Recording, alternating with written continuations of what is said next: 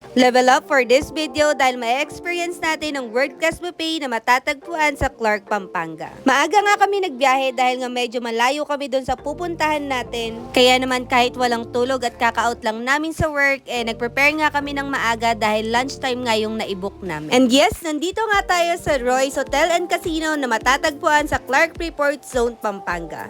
Super na-excite na kami dito dahil nga kagagaling namin sa work tapos hindi pa kami nag-breakfast. Kaya for sure, masusulit ang eat all you can na pupuntahan natin ngayon. Pagpasok ng hotel, dumiretso na nga kami sa 4th floor and pagbukas ng elevator, napakarami na nga tao. Marami talaga silang guest dito kaya naman you need to make sure na nakapagpa-reserve ka pag pumunta ka dito para ma-accommodate ka nila. 21 all-day dining serves breakfast, lunch, and dinner.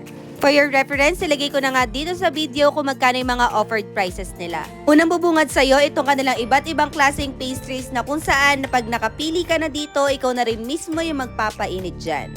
Katabi ng mga pastries, andito rin yung iba't ibang klaseng ham, iba't ibang klaseng cheese na talaga naman perfect i-partner pagdating sa mga tinapay na napili mo. After nyan, makikita mo na rin dito yung mga perfect i-partner para side dishes katulad nito spicy citrus shrimp na talaga namang siguradong magugustuhan mo. Kung veggie lover ka, meron ka na nga ring option dito at ikaw na mismo magtitimpla ng salad mo katulad din nitong nachos. Dito naman sa corner na ito, nandito na nga yung mga nakakatakam na Korean cuisine at pagdating sa meat nila, hindi ka na nga mag-grill dahil ready to eat na nga itong mga to. After nyan, dito mo na nga rin makikita yung iba't ibang klaseng Filipino dishes at nakikita mo naman dito sa video na to na nangunguna yung kapatid ko dahil rice is life. Nakakatuwa dahil nakakita ako nitong bringhe dahil bata pa ako nung last na tikman ko yan. Actually, yun talaga yung binalik-balikan ng tatay ko at talagang nakarami siya. Kami naman itong adobong balot yung pinaka nagustuhan namin. After mong makapili dun sa mga Filipino dishes, kasunod na nga niyan itong mga sushi nila, sashimi na talaga namang napakarami ring pagpipilian. Superb at talaga namang quality yung mga pagkakagawa nito kaya naman talagang nakarami rin yung ate ko dito at binalik-balikan niya ito. Makikita mo rin pala kung paano nila pine-prepare at gaano ka-fresh yung mga ginagamit nilang ingredients dito dahil nasa harapan mo yung mga chef nila. Para sa unang round, ito muna yung mga kinuha namin and para sa akin, ito talaga inuna ko yung adobong balot. Yan kasi talaga yung unang napansin ko habang lumilibot ako dun sa mga pagkain nila. Sarap.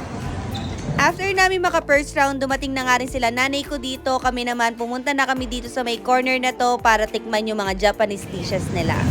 Kung ayaw mo ng mga naka-fry doon, is pwede ka nga rin palang magpaluto dito and makikita mo kung paano nila pine-prepare yung mga in-order. Marami kang pagpipilian dyan katulad nitong beef teppanyaki, salmon, chicken teppanyaki, tuna, and meron din ng shrimp. Next, dito naman tayo sa Italian cuisine na talaga ng mga agaw ng attention mo, lalo na dito sa roasted beef na sinaserve nila. Pwede ka nga rin palang magpaluto dito tapos ikaw na yung mamimili kung ano yung ipapaluto mo tapos kung ano yung gagamitin nila, either pasta or macaroni. After maluto ng chef, yung in-order mo is lalagyan niya itong white parmesan and then ikaw nang bahala kung gusto mong partneran itong mga pizza nila. Kung ayaw mo ng plain, meron pala sila mga bacon bits dito and then ikaw nang bahala kung gusto mo pang dagdagan yung parmesan cheese. And yes, nandito pa nga lang tayo second round at marami ka pang hindi nakita at marami pa tayong pupuntahan. Kaya chill ka lang dyan at patapusin itong video. Nakakatuwa nga pala dahil pala nakasabay pala namin si Monsieur Del Rosario at Nino Mulak na mag-dine in dito. Hands up sa kanila dahil napaka-approachable at napakabait nila.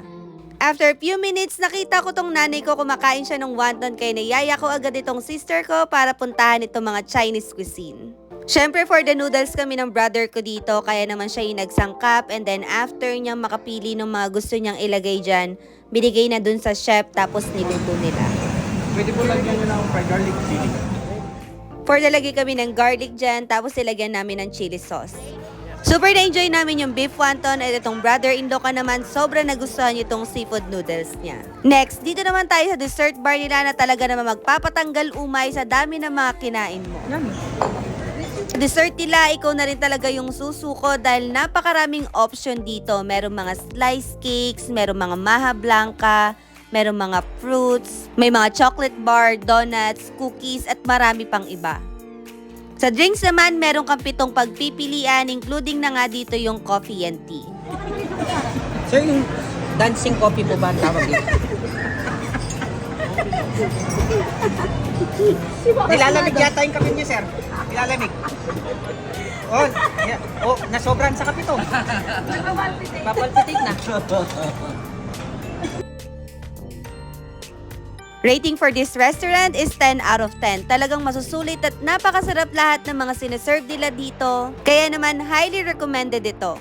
For your info, extended pala ang promo nila na 2+1 hanggang August 31, kaya naman message their page and make a reservation.